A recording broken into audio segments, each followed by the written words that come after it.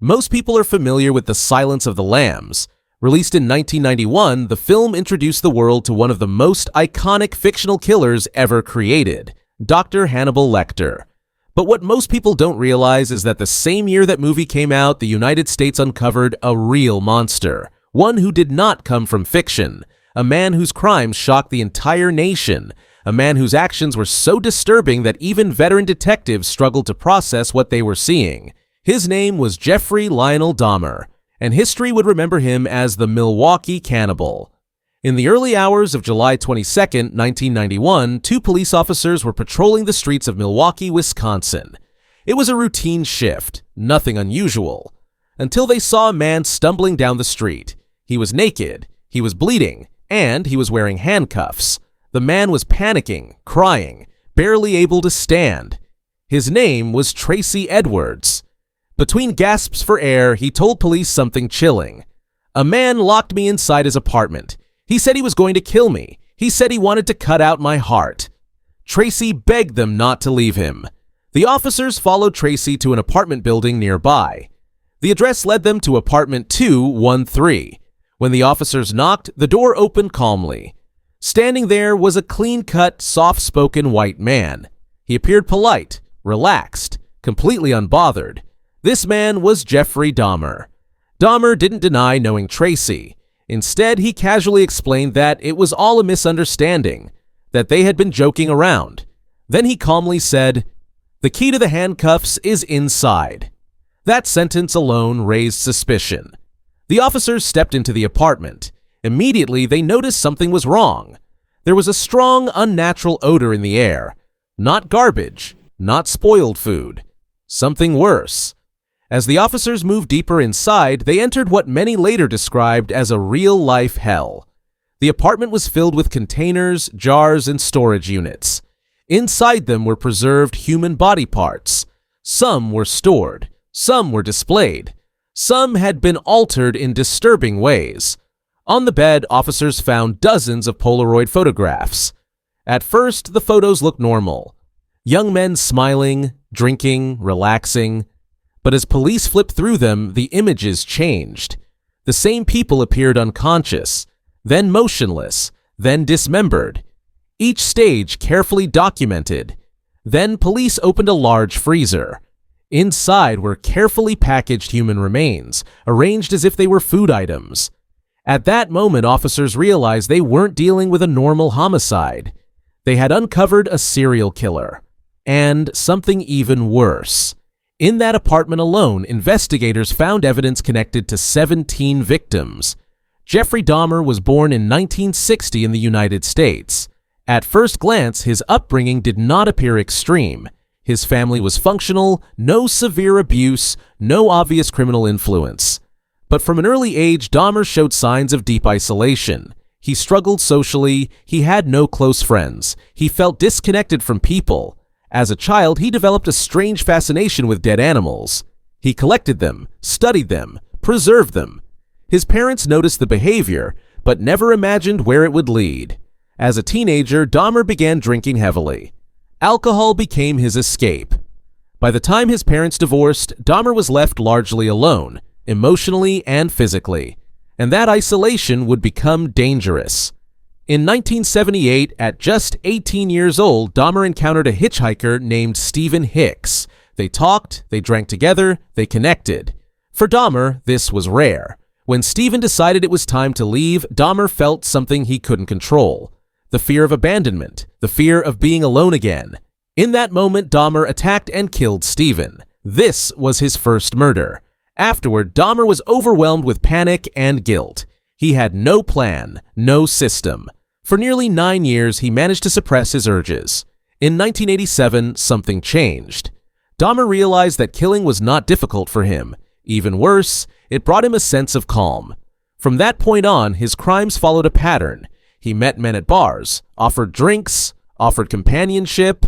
Once isolated, he gained control. What Dahmer wanted was not just death. He wanted total possession. Psychologists later explained that Dahmer was driven by an extreme need for control. Living people could leave, they could resist, they had free will, but bodies could not. Dahmer even attempted to keep victims alive but powerless, trying to create what he described as living companions. These attempts always failed, but he continued anyway. After Jeffrey Dahmer was taken into custody, investigators quickly realized something unusual. Unlike many serial killers who deny everything, lie, or attempt to manipulate the system, Dahmer cooperated almost immediately. He did not ask for a lawyer at first. He did not deny what was found in his apartment.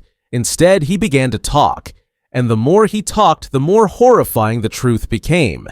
During interrogation, Dahmer calmly described his crimes in a flat, emotionless tone. There was no visible pride, no dramatic outbursts, no attempt to justify himself.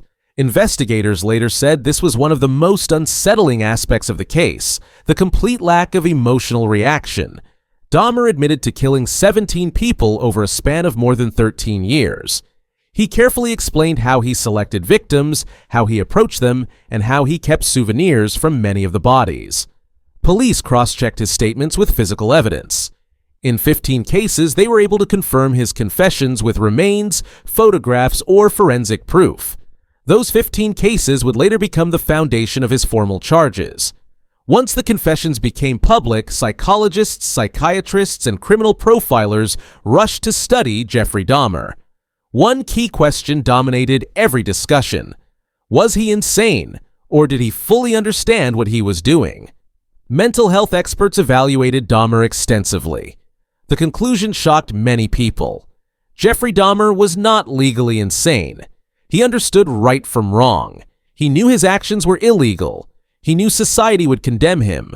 Yet, he felt unable to stop himself.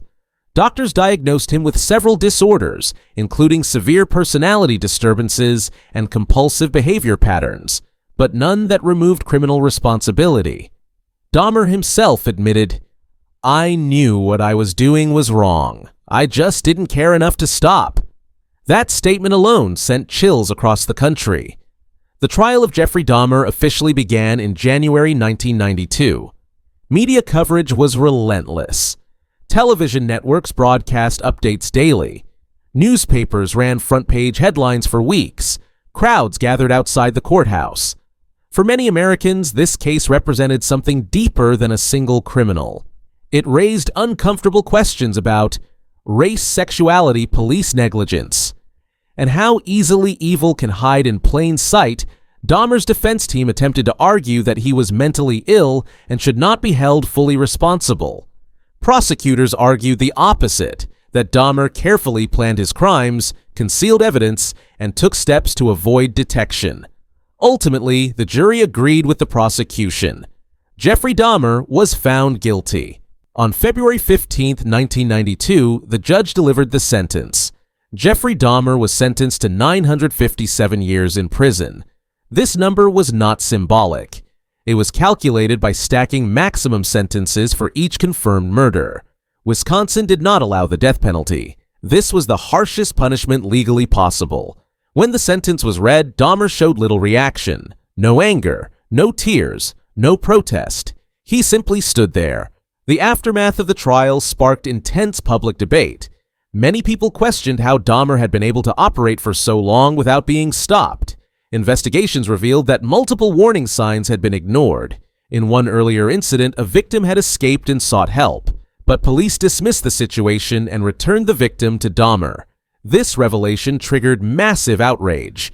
Protests erupted across Milwaukee. Many pointed out that most of Dahmer's victims were black men, and that racial bias likely played a role in the lack of urgency from authorities. The case became a symbol of systemic failure, not just one man's evil, but many institutions looking the other way. Inside prison, Jeffrey Dahmer became one of the most infamous inmates in the United States. Other prisoners knew exactly who he was. Many hated him. Some feared him. Others were simply disturbed by his presence. Dahmer was placed under protective supervision at first. He spent long hours alone. He later expressed remorse, though many questioned whether it was genuine or simply emotional exhaustion. In interviews, Dahmer claimed he no longer wanted to live. He said prison was where he belonged. On November 28, 1994, just 2 years into his sentence, Jeffrey Dahmer was assigned to clean a prison bathroom with other inmates. During that task, another prisoner attacked him from behind. There was no warning, no chance to escape. By the time guards arrived, Jeffrey Dahmer was already dead. He was 34 years old. The man known as the Milwaukee Cannibal was gone.